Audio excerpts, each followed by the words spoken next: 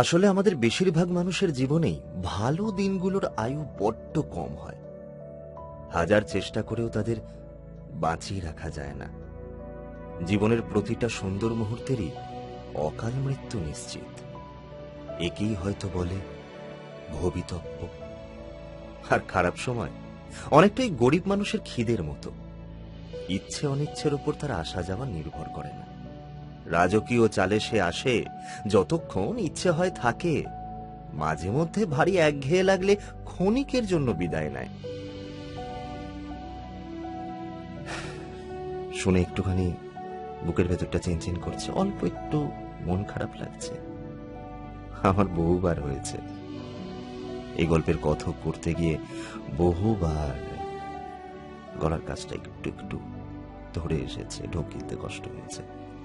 আমার কথক হিসেবে এই গল্প পড়তে গিয়ে যদি এই অবস্থা হয়, তাহলে আমি নিশ্চিত যে আপনারা যখন এই গল্প শুনবেন, তখন আপনাদেরও অনুভূতির একটা অন্যরকম স্পর্শ তো আপনাদের মনে লাগবেই।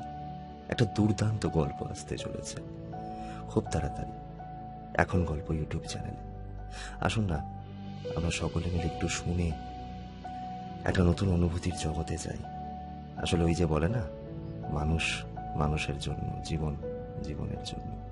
নমস্কার, আমি অরিজিৎ। এই গল্পের কথক আপনাদের কাছে অনুরোধ জানাচ্ছি, আবদার জানাচ্ছি, সকলে মিলে একটা নতুন অনুভূতির জগতে চলে যাই খুব তাড়াতাড়ি।